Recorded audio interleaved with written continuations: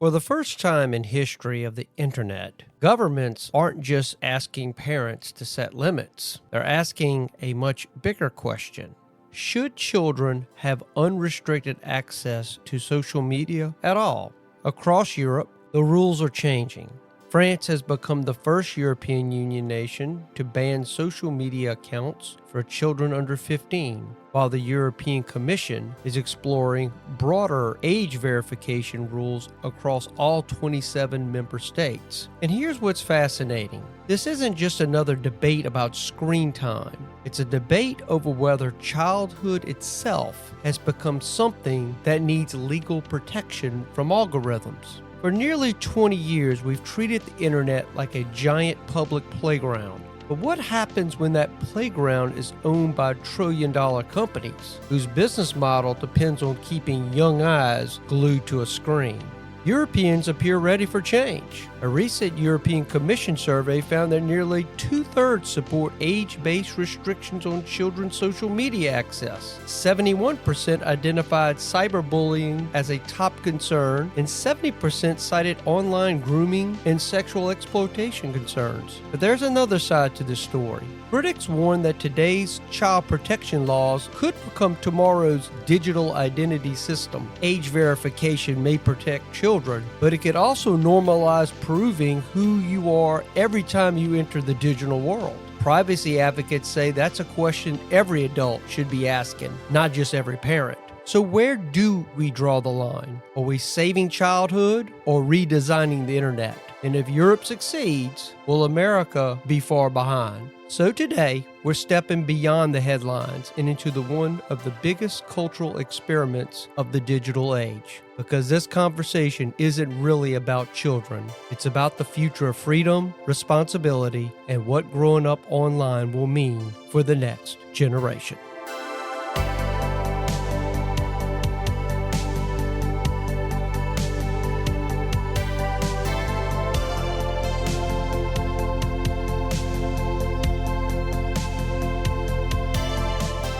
Welcome to the Retrospect podcast, a show where people come together from different walks of life and discuss a topic from their generation's perspective.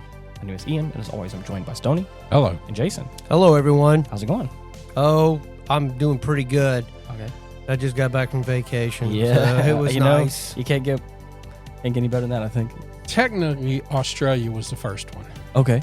And that was back in December 10th of 2025. France adopted something, and they enacted a 2023 digital majority framework that tied it to under 15 accounts, but they didn't really make anything illegal, and it didn't work. So the new 2026 measure is moved toward under 15 prohibition, and it's kind of passed, but it's waiting for, it can't be enacted because it's waiting for constitutional review in the government, and that was still pending as of today. Yeah. So Yeah. it's kind of, there's a lot of him and hawing back and forth, and there's a lot of countries that have something. Oh, yeah. That they're trying to do, especially in Europe. We talked about this, I think, on like a previous episode with like how times have changed or how technology has changed, or it was an episode something about that, and how I think one of us or myself, I don't remember, had talked about how like it was around like 2008 to 2012 for me is what feels like the world really changed. And I think it was with the invention of social media and smartphones, and so I think in that span of like 2008 to 2012 was when like smartphones became like a ubiquitous thing, and then of course social media very shortly after that. And I just feel like it's crazy now that we are over 10 years, almost 15 years removed from that time frame, and we're just now starting to like realize I think like some long-term impacts of what severe long-term impacts. If you look at it in my time, parents were responsible for dictating what we ate as kids, food-wise. We were allowed in my house 30 minutes of cartoons Saturday morning. Right. Period. That was it. Cartoons only lasted for 3 hours Saturday morning, if that long. I really don't remember. Yeah. But we were allowed 30 minutes because back then my mom and dad felt that's too violent. Mm-hmm. Okay? Yeah. Now, and I've talked about this, where what does a baby that's born in today's society bond with? Mm-hmm. Okay? In my time, my mom, breastfeeding me, giving me milk, whatever, was looking at me. Yeah. What does the baby see now? Because moms are looking at their phone. Yeah. So does the baby bond to the phone or to the mother? Yeah. Because the that would be interesting to hear. Okay, you see what I'm saying? So now you have 2 and 3 year olds with phones. Oh yeah. Well, What's the first thing you do? You give a kid the remote control from your third TV ago just to give them something to click, and then as soon as they start asking some questions, you give them the broken iPhone that doesn't work anymore. Yeah. And so now, what's their babysitter? That phone. Oh yeah. Well, and the whole reason why I kind of had brought up what I did a second ago was because it's crazy to think about this, but 2008. Babies that were born in 2008 are now going to be. That's why I'm bringing this up. Either they are 18 or they're going to be 18 years old. Yeah. So like it's crazy to see that like we are now dealing with like young adults heading into adulthood who were like raised off of like having an iPad, having a cell phone, that are in their teenage years. And because again, for me, as someone who was born in like the middle 90s, even my brothers who were kind of like late 90s. And their friends who were kind of early 2000s, like even they still kind of feel like for me, how it's like I feel like I grew up around it and it feels like it's been a part of my life for so long, but not anywhere near like the people that are significantly younger than us that were born like the 2000 teens or whatever. And it's just crazy to think about that like again between 08 and 12, like those are now like teenagers and like almost adults. And it's like, or technically, as of this year, technically adults as of 18 years old. But instead of getting our information from our parents and our grandparents, our kids are getting it from social media. They're growing up in bad ways too fast. But it's all they've my known. Stepson, that's exactly it. Yeah. When my stepson and I would have a situation in the house, I would always call him a TikTok or Instagram attorney because he I have these rights, I have this, I can do that. Oh, my friends on this say this. Oh, if I put a poll on Instagram, I bet everybody would be on my side. Well, of course, that's what that doesn't mean it's right. Yeah, right. That just means that's what it is. Yes, of course they're going to be on your side because it's bullshit social media. It doesn't have any truth to it. Nope. There's no truth to social media. And if you look at it, all of these, is it neurosis? Is that the word I'm looking for? Where all these, especially women, but a lot of men too, I need the likes, shaking their ass, doing the little dance. And then you see my stepson doing that same dance that the women are doing. And I'm going, wait, what? No, no, don't do that. Men don't do those things. But it's part, as I feel, it's part of the attack on the Christian American family. Because they are taking away the masculinity from men and turning them into women. Right. Okay? And that's what social media does. And the second thing that I have about social media is that it's creating such a mental chaos in kids today because it's not teaching kids to appreciate anything. It's teaching them to compare their life to some fake ass bullshit profile where these people are doing this fake stuff or taking selfies next to somebody's car that damn well ain't their car, right. they're comparing their lives to that and they're never satisfied. Right. It's like that 16-year-old girl who got a brand new Tesla. Long-range Tesla for her 16th birthday. Crazy. And threw a fit and tore the house up because it wasn't a Mercedes. I don't want no effing Tesla. I wanted a Mercedes. And I'm like, grateful. what? I blame mom and dad for that. Absolutely. Absolutely. We've created the new babysitter. TV was the babysitter when I was coming up. This is the result of consumerism. I mean, I hate to say it, it's consumerism on steroids, and it's people that have tons of available cash are going to spend it on things, and unfortunately, I think in the goodness of with their thinking that they're helping their kid, in our reality, they really are harming the child, and the kid's probably never been told no. And unfortunately, this is what you get. You get a monster. So good luck with. And the proof of that is looking at the videos when these libtard Democrats are screaming and hollering. Oh, yeah. Because they're not getting their way, and somebody tells them no and holds them accountable. Really? Yeah. Really? How is this not a mental? Oh well, bring back the hospitals, because we're at the point now we need the mental institutions back.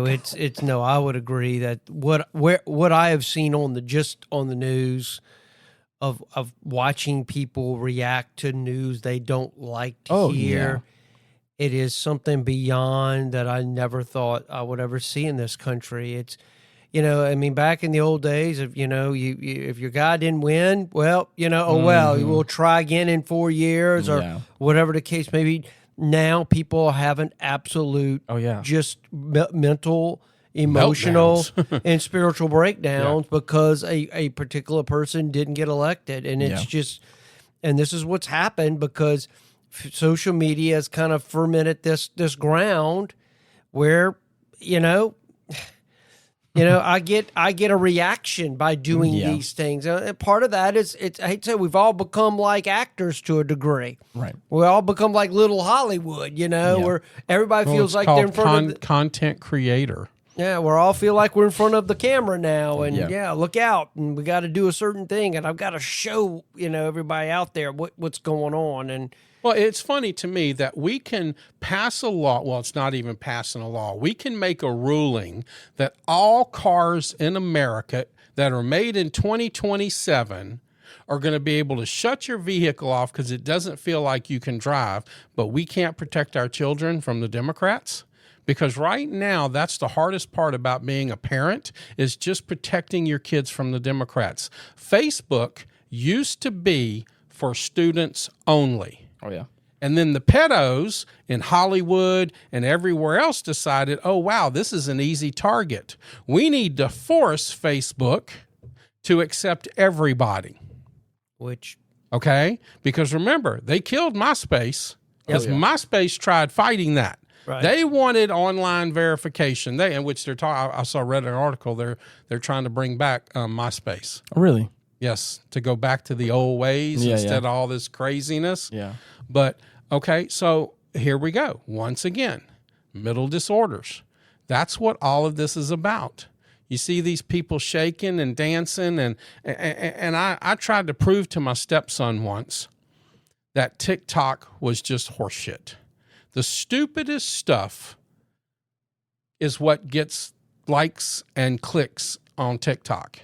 So I created 2 videos of me farting in the air and making this big O sound that took off like crazy because it's stupid. Yeah. And then I created something nice and appropriate, and it went nowhere. Of course. And he still doesn't get it. Right. I asked him, what do you want to be when you grow up? Oh, I want to be a TikTok star. What do you want to do with your life? Oh, I'm going to be a TikTok star, and I'm going to make so much money I ain't going to have to work.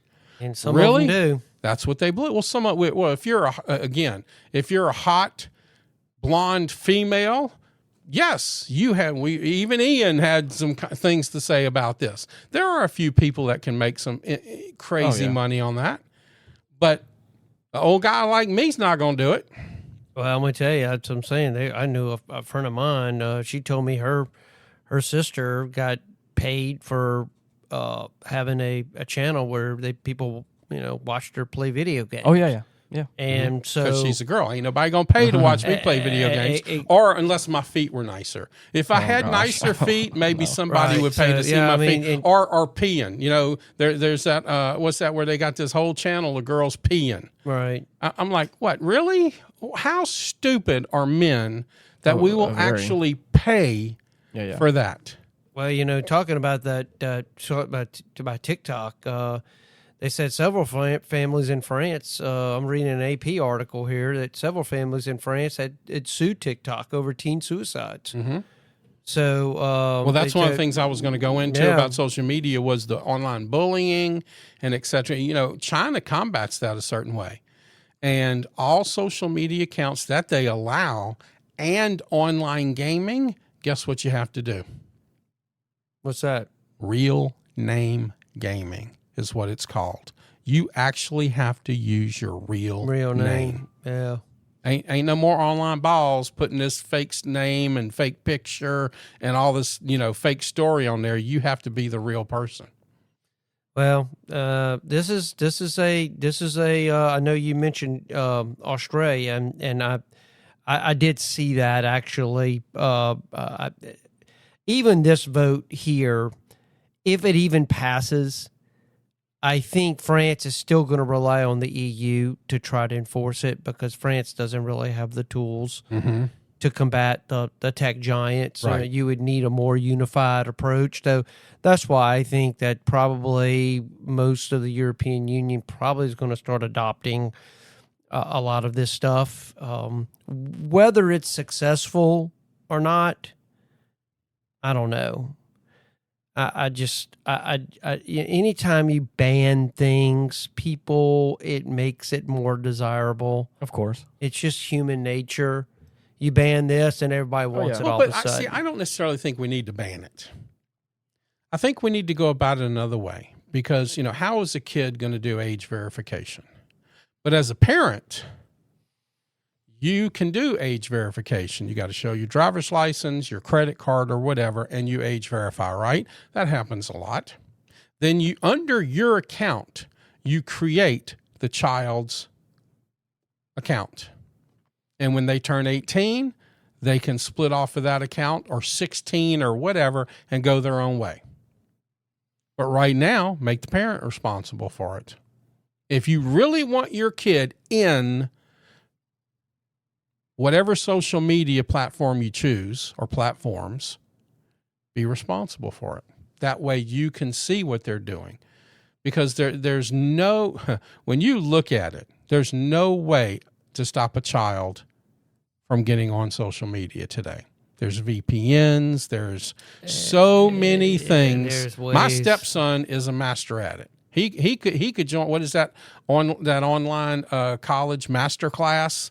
Yeah. He could be a master class instructor on how to get around the protections on the internet because he is a master at it. Well, they said a total of 279 members of parliament voted to pass the bill while 81 voted against it. Really? Yep. Sure did. And it's supposed to take effect September 1st. The bill also bans cell phones in high schools. Yes. That's wonderful. Yeah. That needs to happen everywhere. High school, junior high, elementary school, no cell phones for kids, period. Yeah. Yeah, I mean, it'll be very interesting because I know there was bills, I know at the state level that was pushed to require age verification for adult sites. I think when if you had to provide proof or something to that effect, and there were a lot of people that fought that. Well, because the people that are looking at it, our politicians, don't want to put their name on something that could be hacked or doxed. Exactly. Okay, they don't. Oh, look who this person did this. They signed up for this account here.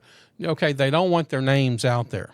All it's going to do is just basically create more of an incentive for fraudulent IDs and like it doesn't exist now. Well, that's the thing too. Is again, I feel like a lot of there's going to be youth today that are going to circumvent this in some way, and I guess trying to find a secure way of doing this where that's more difficult to do. But again, Yeah, I mean, once again, anytime you try to you put these walls up for these products, and that's a product like anything else, it just for whatever reason just But you got I don't know to if it think really about it like works this: well. life will always find a way. Oh, You ever heard that well, I saying? know. Tell a kid it can't do something; it will find a way. Somehow, it's going to get around it. Tell a child it can't do that, and it's going to find its way around it. But I think that's the thing too. The difficult part is, and this is why I think it's never going to fully work, is like it needs to be an everyone thing. It can't be you can't do this, but I still can, because then that's when it becomes hypocritical. Right. Is when like the parents are like, you can't have social media, you can't do something, but we'll sit here and scroll all day long for it. Yep. Or again, the kids will find a way to get their parents' phone and do it, which again I think also kind of defeats the purpose too. But that's the thing, is I feel like if it's a more ubiquitous thing, but that's again like I don't, again, it's one of those situations we talked about with AI and all this other stuff. It's kind of here, and it's going to probably stay here, and I don't think it's going to be defunded at all, and people aren't going to want to give up their social media. Well, we made it illegal for kids under 18 to drink, smoke, and do drugs. And they still find a way. There's not one kid out there, I guarantee you, that's smoking, drinking, or doing drugs, right? Oh, I'm not saying we still shouldn't try. I just I'm not arguing with you. I'm just saying, hey, they tried. You know, these kids. Even whenever I was in high school, I mean, social media wasn't a problem, but again, getting fake IDs to get smokes or whatever was like it's almost like a rite of passage. Of course. I mean, it just is. It's always a way to break the rule. Yeah. I mean, it's just a way. Now, I'm reading an article here. This is very interesting, where the critics that are complaining that, doing this causes technology creep and you can create things that are unintended. They're wanting to actually regulate how the platform is even developed. Right. From the developmental standpoint. From the ground up, Right. They say building safe platforms requires a robust response to ensure platforms or spaces where children can access community, connection, and knowledge in a healthy and safe way.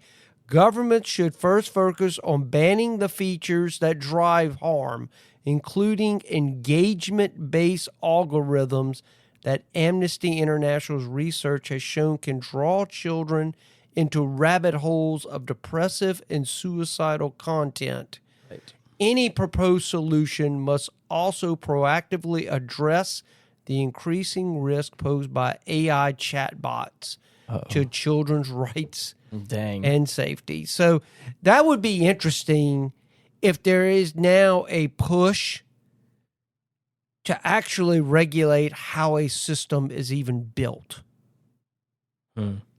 Versus the free market basically allowing you to design what you want, and it's up to the parent to regulate that. So we talk a big game, but we know Facebook is a CIA front. They are intentionally trying to destroy the youth. They are intentionally trying to destroy, number one, the Christian American family. And you notice I don't say the black or white Christian American family, the Christian American family, period. And social media is a direct attack on the very values of those families. Because instead of finding our worth through Christ and our family and our friends, now it's, how many likes did I get? How many clicks did I get? That's that I need to look into that. That's exactly what you're talking about. That's the engagement part of it. And then when you don't get it, you're depressed. Well, nobody likes me. Nobody appreciates the dopamine me. Ain't, that's right. Ain't and that's activating. exactly what it is. They say that an electronic addiction is exactly the same as a heroin. No, not any other one, as a heroin addiction. Wow. Exactly the same.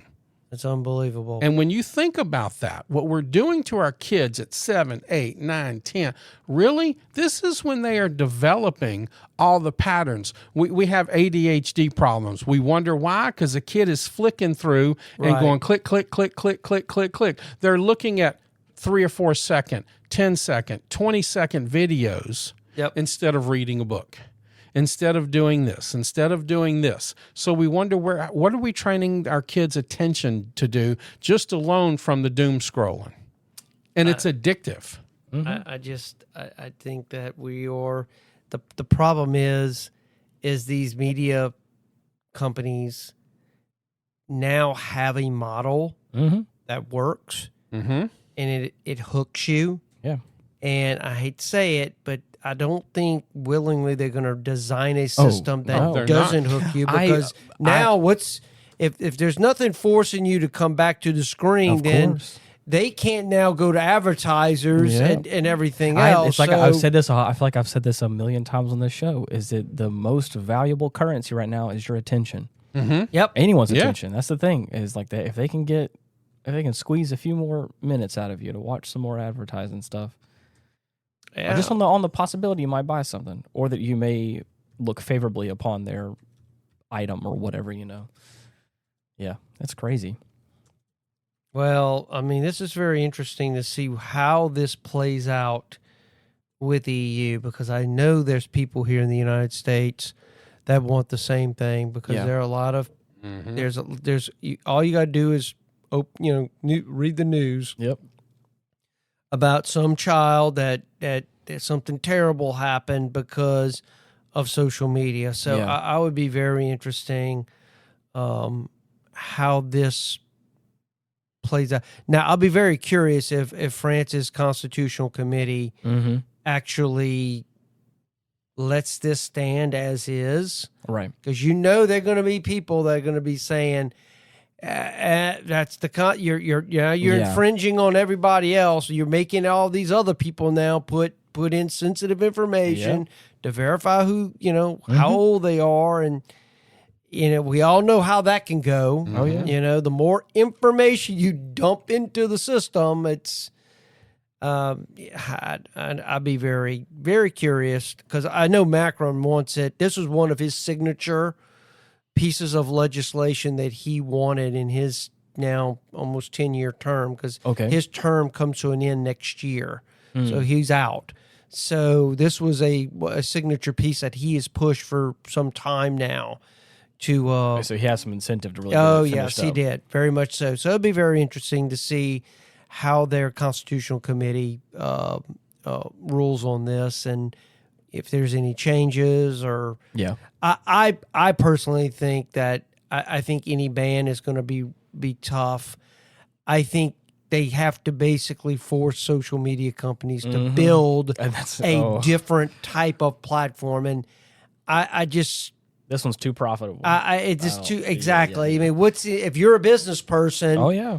I want to do something that's going to turn me profit. I'm not just building this for the good of humanity. No, yeah. It may start off that way. It may have started off that way, but it's not that way now. I mean, the reality is you want investors to invest, and the only way investors are going to invest if they can see a return on their money, and the only way you're going to get a return on money is getting people glued to the screen, which means advertisers and everything else. So I don't. And now that everyone, just to use Facebook as an example, now I feel like, at least over here in the States, maybe not so much for the younger people, but I mean, I know for a fact the older generations, Facebook is so ubiquitous. Everyone has Facebook. Everyone, either has you've made one in the past, or you have one, or whatever. And so, if you talk about the thing is, I know they've gone through some evolutions and some changes over the years, but imagine trying to I don't know, trying to imagine, fundamentally shaking up Facebook from the ground up. I don't know. It says here, I'm reading more about this specific law. It said the law does not mandate a specific tool for this process, which is the age verification. Authorities simply recommend using so-called double anonymity methods, which are considered privacy protective. A third-party organization, such as a specialized company or mobile operator, is responsible for analyzing your ID. Each platform will be able to choose its own tool, but it's highly likely that over time, the application being developed by the European Commission currently under testing will become the standard, both in France and across Europe. They say in most cases, users will need to verify their age only once. However, if you want to browse a social network without logging in, for example, to watch a YouTube video on a shared computer, you will likely have to prove you are over 15 every time you connect. Wow. Okay. So, that makes sense. Yeah. And I'm reading an article from Le Monde or Le Monde. Yeah. If I'm pronouncing it correctly. That's wild. Yeah, I do wonder what this also means. How, if any, this is going to translate over to the States.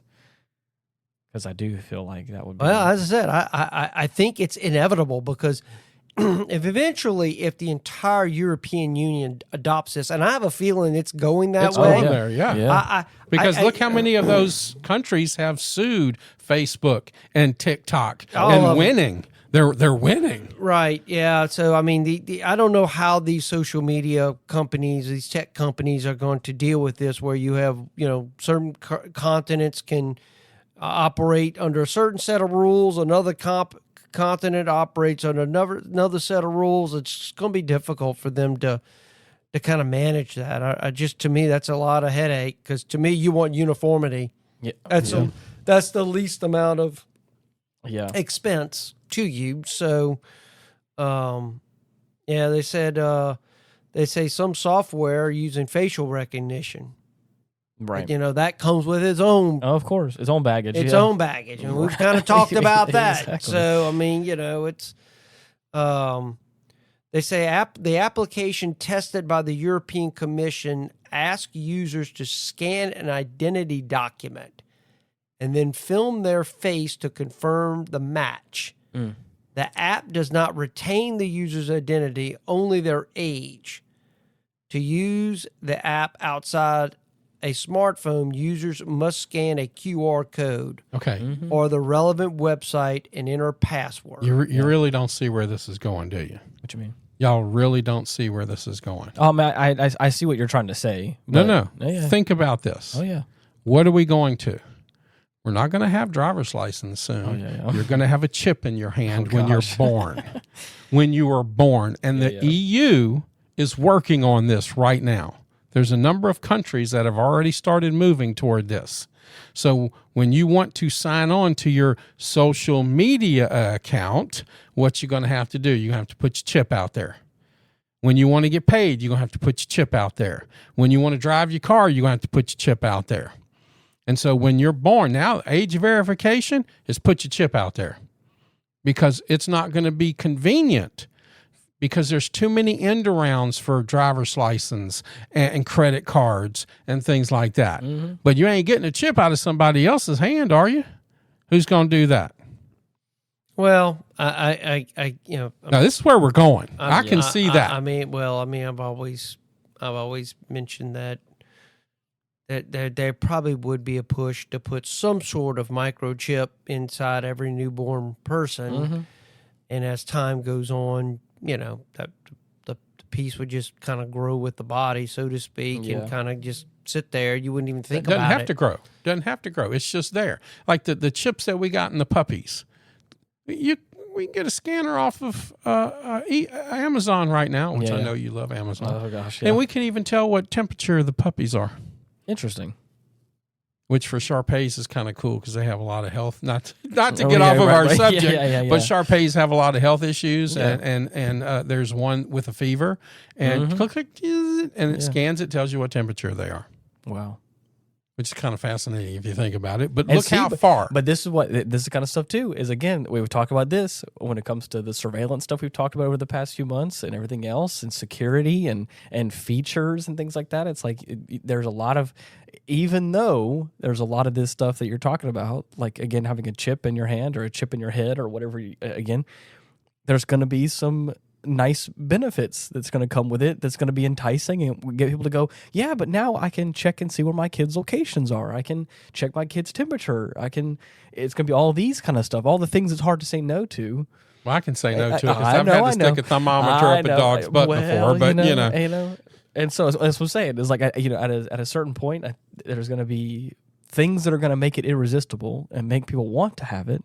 Mm-hmm. And of course, just like everything else, there's going to be marketing, and you're going to want to have it. Mm-hmm. And the crazy push right now that I think is actually working on people and makes me kind of disgusted is the fact that Meta has really been pushing recently for these Meta glasses, for these special glasses with the cameras on them. Mm-hmm. And I'm like, and again, it just records, and I'm like, don't like that at all. And the fact that like they not only has it been a I'm really sorry. I'm just saying I'm just a little saying. big significant push for that. For those who couldn't see, Stoney took off his glasses and then covered them up, and I was like, okay, They're wireframe, so it really didn't have one.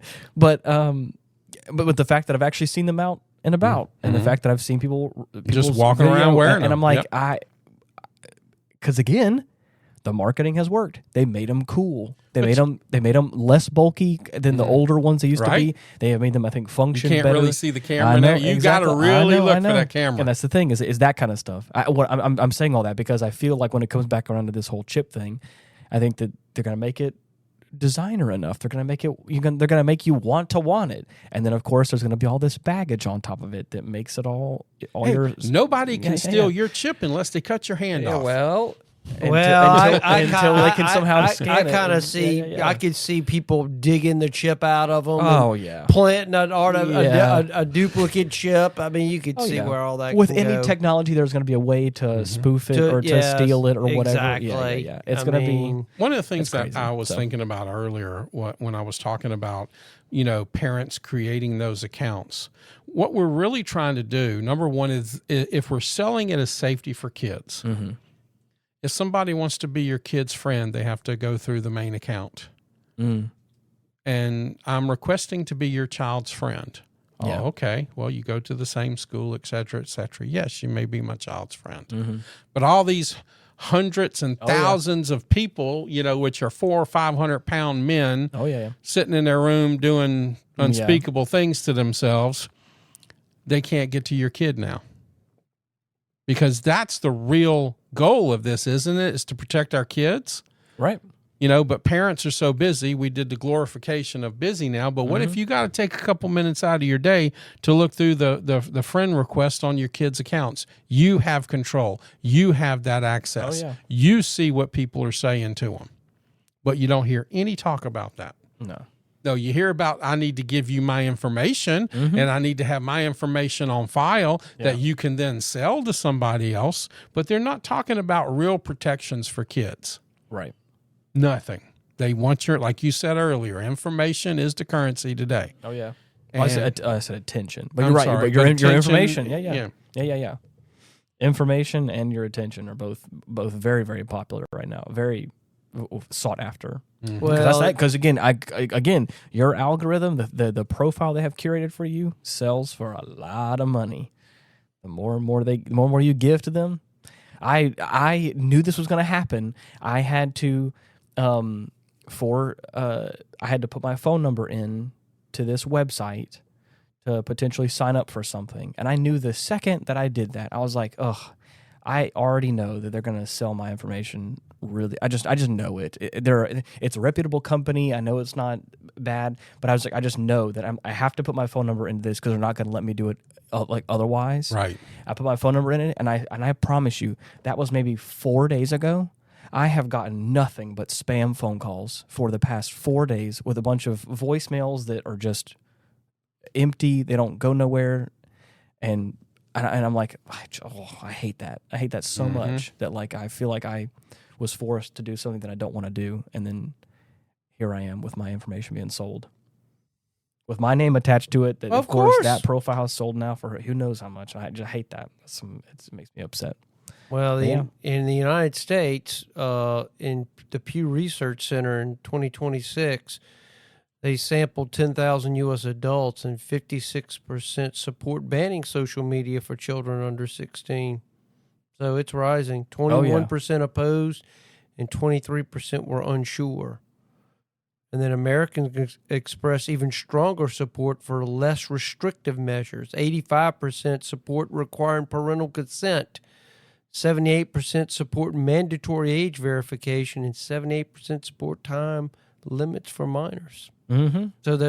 So there is here in America for something to be done.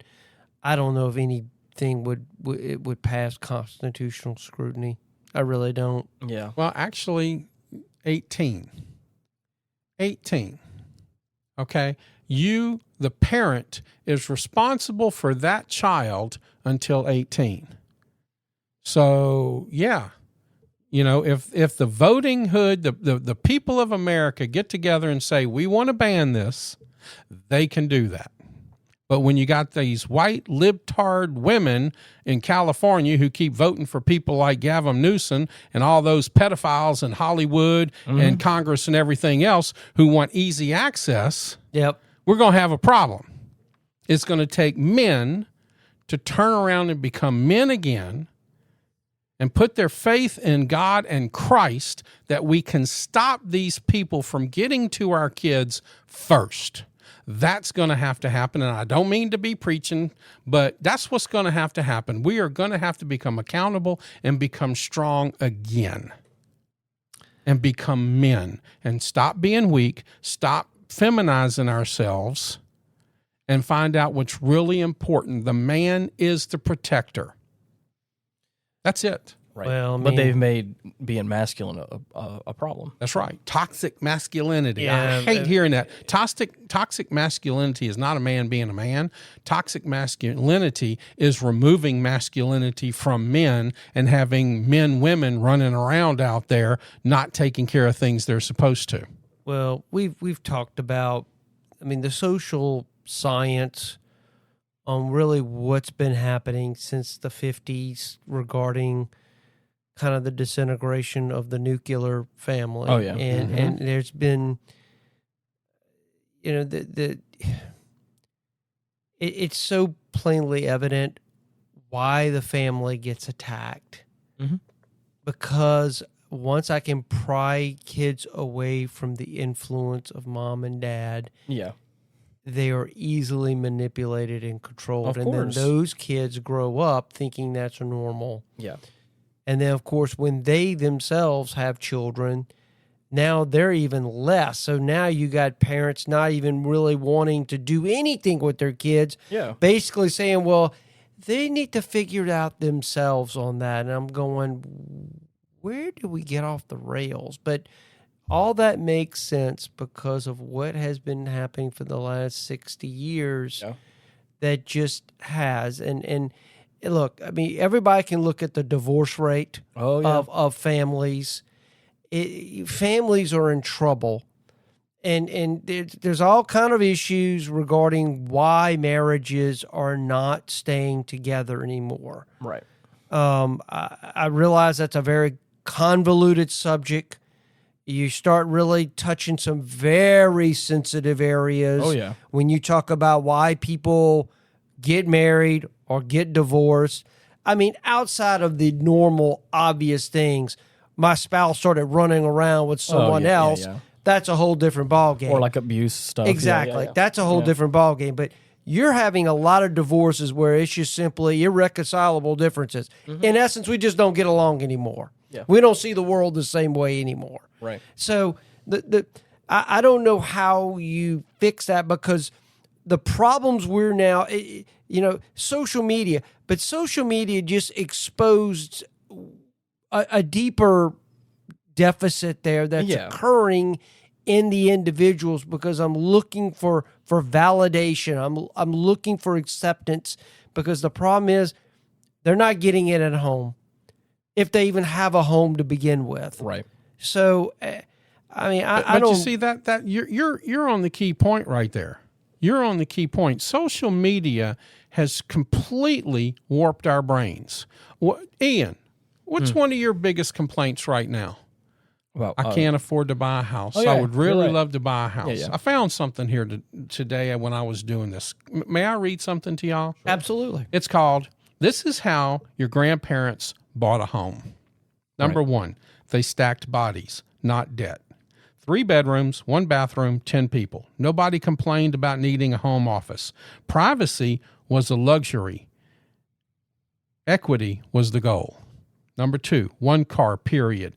No car notes stacking up. No insurance on 3 vehicles. 1 car meant 1 bill and extra money for the mortgage. Number 3, the TV didn't run the budget. 1 TV shared. No streaming subscriptions. No $200 a month in entertainment bleeding the budget. Number 4, the kitchen was the restaurant. They didn't DoorDash. They didn't eat out 4 days a week. They cooked every meal. That's discipline. Number 5, fun was free. parks, porches, family, neighbors. Nobody needed a vacation to Mexico to feel alive. The joy didn't require a credit card. 6, nothing got thrown away. Leftovers became tomorrow's lunch. Clothes got handed down. Things got fixed, not replaced. Waste was not an option. It was a moral issue. And 7, discomfort was the down payment. They weren't comfortable. They were intentional. And that discomfort bought them a house when the time was right. But I do agree with a lot of that. But also the rising rates of property value. I agree with that. Also No. I'm not knocking your situation, but I'm saying look at the mentality of social media. Oh yeah. They're saying how many kids today have the 3,000 square foot home? Both of them have brand new cars. They're 22, 23 years old, complaining about money, eating out. Yeah. And they want to know why they can't make it. And then you wonder why divorce happens. Because you need to be making more money. I need to go find somebody making more money. How about you work for it? That's what our parents did in my time. They worked for it. My mom and dad didn't get the dream house until we were 20 years old. I think moved on. Some of it gets to a point where it becomes hard because a lot of friends of mine, it's like there once was a time where you could really work hard and you could achieve those things. Right now, you could work hard with 2, maybe 3 part-time jobs, and you're still not going to quite make it. But in the 60s, the 70s, you could do that. The 80s, with Ding Dong over there's generation coming out. Okay. The X-Gen. Yeah. And then in the 90s, look at that. When social media, it was the phones, then social media, and now it's impossible to do it. But even up until maybe the 80s, you could still be a firefighter. I mean, you could still do this family, and have one income and put your kids through college and have a house. I was in the same boat. My parents were in the 90s. They got married in 93. They had me a year later.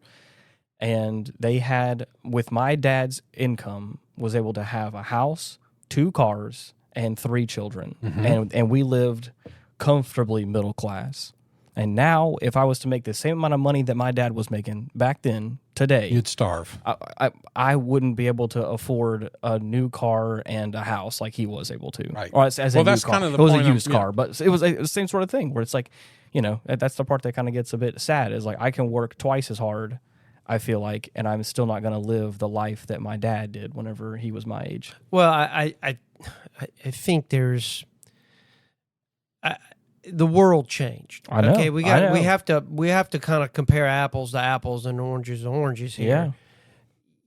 Yes, a man could go to work and support his family based on a job that he probably worked at for most of his life. Yep. 20 to 30 years. Exactly. Yeah. Right, Unfortunately, the world changed. Yep. And companies started getting sent offshore. Yep. I think there's a couple things going on. We got off the gold standard. Mm-hmm. We started printing money, and while that's been good in some ways, it's bad in other ways. Right. I think when it comes to housing, I think a lot right now, if you look at the numbers, who owns most of the house wealth right now are the boomers. Right.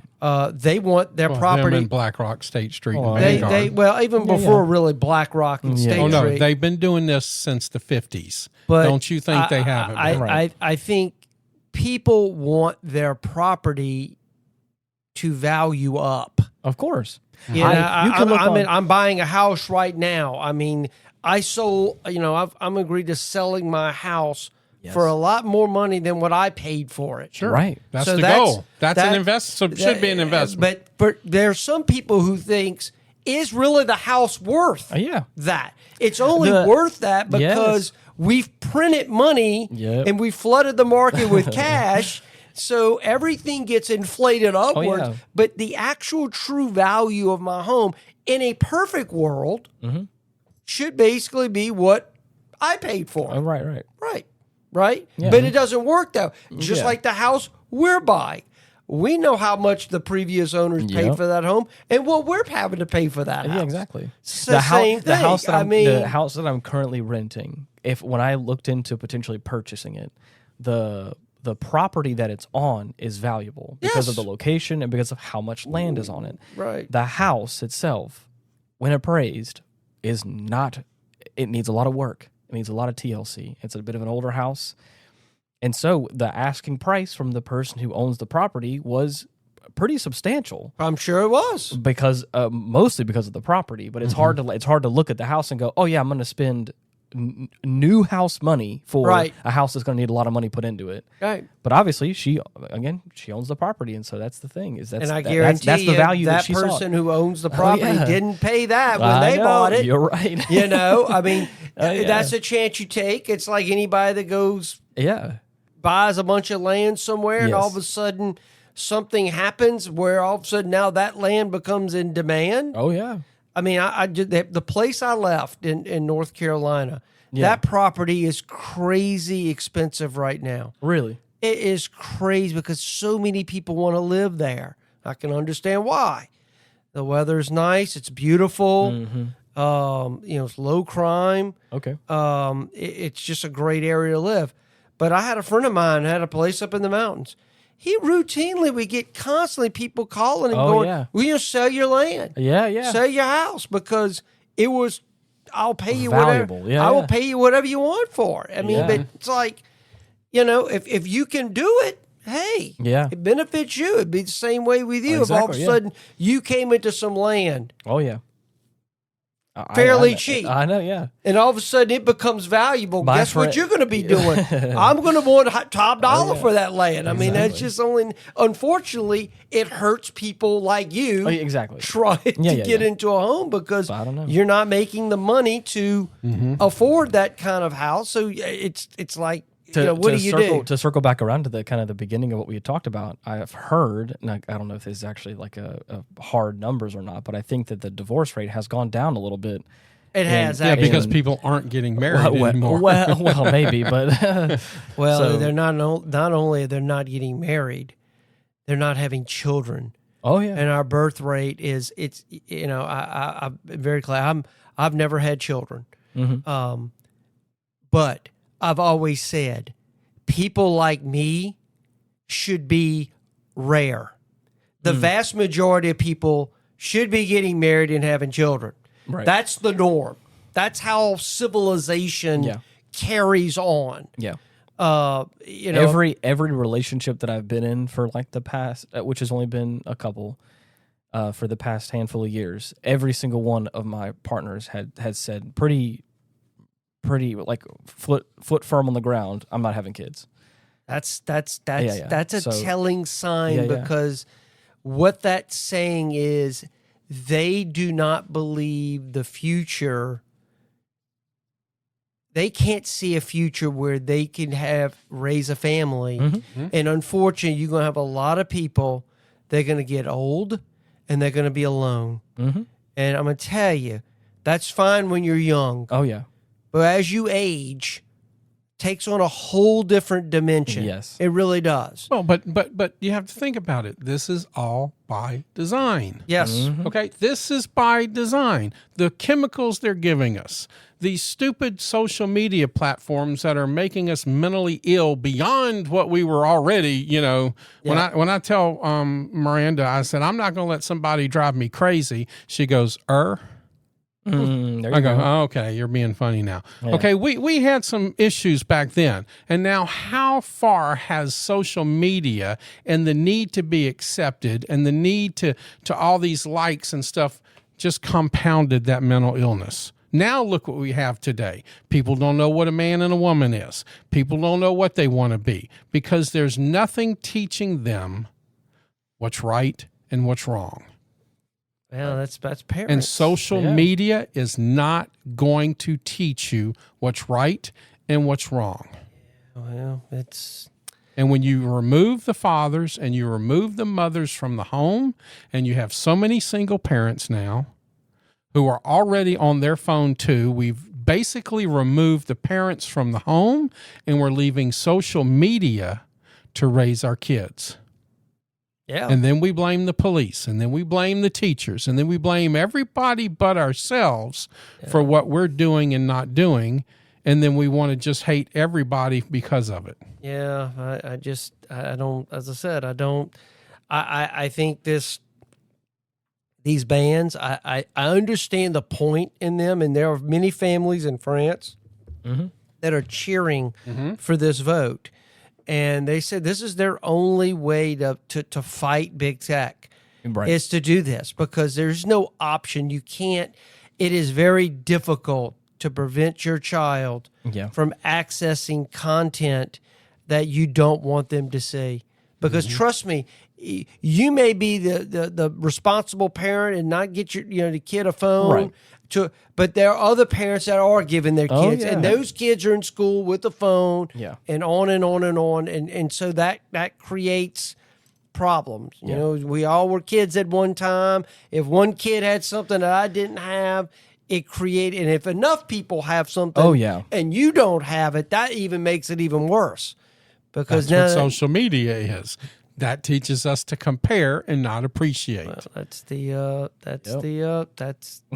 where we're at. Yeah, that's where we are at right now. So, I'm hopeful that maybe if this doesn't go anywhere, at least it will provoke a broader discussion on this issue. Sure. And how can we fix an obvious problem that every psychiatrist right now and social media experts are saying about what's going on with our children right now regarding this stuff, that kids shouldn't even be dealing with this stuff. It really should not. You need to be a kid. Yeah. Go out and play. Well, let them be kids. Yeah, this is social media is not letting kids be kids. Right. You're exposing them to the problems that eventually, as adults, they're going to have to deal with. Well, no, what we're doing is we're sexualizing our kids at 10 years old. Well, we are doing that. Okay. We've been doing that too before social media. But it's getting younger and younger and younger with social media. I think it's also becoming back in my time, the most sexualization we had was trying to find Dad's Playboy magazine that he hid somewhere. Right. Now, all you got to do is rock and roll on TikTok, and you're gonna get everything you need that you didn't want. Oh yeah. So come on. We'll see how this plays out. I said France is. We'll see. Even Louisiana is passing a law for age restriction on social media. Really? Yeah. We'll see how. I'm sure there'll be people fighting that, but sure, everybody's going to fight it. Because we have the right to social media, but we don't have the responsibility to protect our children. Wait, what? It's that balancing act. It's people's like, wait a minute, this is a free country. I mean, then that they will always defer back. Well, parents should be, or their guardians should be doing that. But the reality is, there's so many kids that are in situations that they really don't have no parent. I think a lot of they don't have no parents, guardian looking out for them, teaching them what's right. There's been a lot of parents recently that I think, in the recent probably couple decades, that I think have just disconnected from raising their kids and taking a back seat, which is unfortunate. Well, it's easy. You got social media to do it now. Because they're both on social media. You're right. Miranda and I, we don't really, when we go out to eat, we really don't even want the phone on the table. Yeah.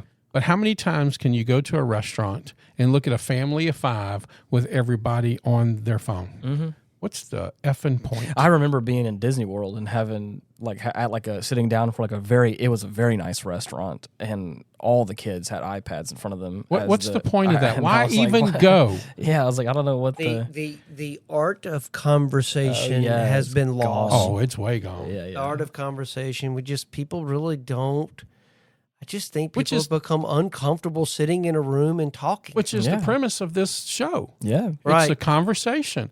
And we've had some amazing guests. We've had some great conversations amongst ourselves. Right. I hear there may be a couple of interesting guests coming forward just to have a conversation. Yeah. But that's a dying art. It is. So is using English and punctuation apparently too. But well, you're right. Wow. It's crazy. Let's keep our fingers crossed and see what happens with the EU. A lot of prayer. Lots of prayer. Well, for anybody out there who wants to leave your thoughts, your feelings about it, we have comment sections on Spotify and on YouTube where you can leave your short form responses. And if you want to leave something a little bit more long form for us, we have an email address, getoffendedtogether@gmail.com. Be sure to like and subscribe on all the platforms that you listen to us on. It would really mean a lot. And share it with somebody that you think would either like or not like this. And until next week, thank you so much for listening. Bye-bye. Goodbye, everyone, and God bless. Children are not products, data points, advertising profiles, or political props. They are lives entrusted to families and communities deserving protection, instruction, patience, and truth. Wisdom does not tell us to ignore danger. Predators are real. Manipulation is real. Addiction-like behavior, bullying, sleeplessness, shame, and despair are very real. Parents should not be expected to battle those forces alone while companies profit from the struggle. But wisdom also teaches restraint. Fear can make people surrender authority they never intended to surrender. A government powerful enough to decide who may speak, what identity might be shown, and which lawful information may be accessed must be watched as carefully as corporations it regulates. A path forward requires parents who are present, platforms held accountable, schools willing to establish order, lawmakers willing to read beyond the headline, and children taught discernment rather than merely surrounded by digital fences. Protect them without possessing them. Guide them without spying on every thought. Hold powerful companies responsible without creating even more powerful government machines. Because truth without courage becomes silence. Protection without wisdom becomes control, and freedom without responsibility eventually becomes another form of captivity. You're the best. Thanks for hanging out with us today. Peace.